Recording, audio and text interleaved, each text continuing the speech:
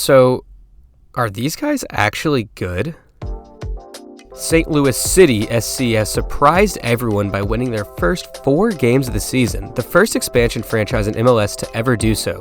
Not only have they come away with 12 points out of 12, they've scored 11 goals in the process. Yes, 11 goals in 4 games is great, but no, I don't think this is sustainable, especially if you see how these goals have come. This season has been a myriad of fortunate passes, own goals, blown coverages, and João Klaus. Yes, luck has favored the boys in pink, but that's not the sole reason they're winning. A high, tenacious press has led to these giveaways and mistakes by the opposition, and St. Louis has been able to capitalize. But I ask the question again, is this team actually good? Are they overperforming, just the benefactors of some good luck, or are they actually a contender for the Shield or even MLS Cup? This season, St. Louis has faced Austin FC, Charlotte FC, the Portland Timbers, and San Jose Earthquakes. If we look at where these teams finished last year, Austin is the only team that finished in playoff contention. At the beginning of the season, Austin was viewed as a team that had taken a slight step backward from last year's second place finish in the West, not because they got worse, but really because they overperformed last season. They had this season to prove the doubters wrong again and a CONCACAF Champions League berth to contend for some silverware.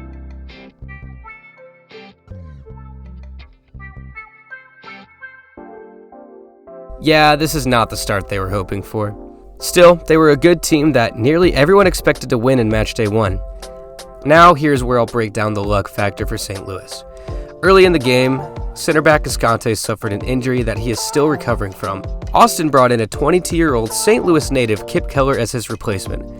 I don't want to spend this section of the video just dunking on Keller, but the substitution really opened the doors for St. Louis.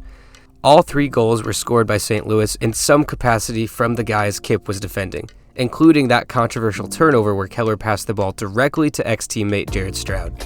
So yeah, luck definitely played a major factor. Without the Cascante injury, who knows how effective St. Louis would have been against the Austin defense. The one thing I will guarantee is that this would not have happened. However, that finish by Stroud and the touch by Klaus are not goals you'd expect a typical MLS striker to make. Stroud's is definitely debatable, but that Klaus goal on the outside of the foot is just not fair.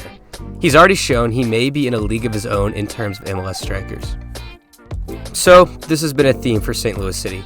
A mixture of turnovers, handballs, own goals, defensive gaffes, but also excellent play by the offense. Like I said earlier, this team is tenacious.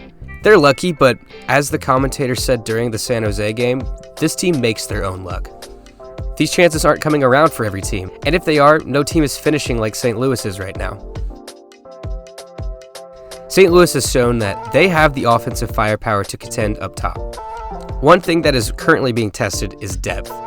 Yes, Tim Parker was out of the lineup against San Jose, and the defense put up a clean sheet, but Cade Cowell missed 2 chances that he really should have put away to make this game way closer.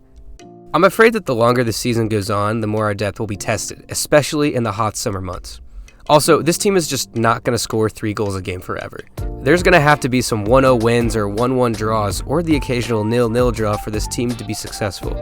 Those are results that this team has to grind out and not give up too many chances to the opposition. So far, this team hasn't given up too many chances. Even the goals against feel like anomalies more than actual defensive problems, but hey, so do some of our goals. Another thing I'll mention is the teams we have left to play. Like I said, Austin FC have shown that while still being a good team, they are not quite the Austin of last year. San Jose are surprising everyone this year, but are known to be bad. Portland is still figuring themselves out, and Charlotte actually is bad. I don't think this is a hot take, but St. Louis has not yet faced an actual great team. Coming up are teams like Real Salt Lake and Minnesota, teams that are still figuring out where they belong in the pecking order. But after that is Seattle and Cincinnati. The Sounders are one of the best teams in MLS. This season alone, they've put up respectable performances against teams of similar caliber and have crushed everyone else. That game should give us a good idea about where this team actually falls on the ladder. But you can only play your schedule, and St. Louis has yet to lose. Even if you play 34 games of San Jose's, Portland's, and Austin's, winning 4 straight with 11 goals is not an easy thing to do. So, in conclusion, yes, St. Louis has gotten lucky, but as the saying goes, luck is where preparation meets opportunity. St. Louis City look more than prepared for this season in this league, and the playoffs are definitely in line if they can stay determined. One more thing I'll say, the winning streak will end eventually. Don't be upset when it happens, it's sort of a miracle it's lasted this long. Just enjoy the ride. Iconic and historical moments like this don't come around often for a fan base. The fact that we're entering the league with this is something to cherish. That's all I have for now. Like, subscribe, go City, and I'll see you in the next one.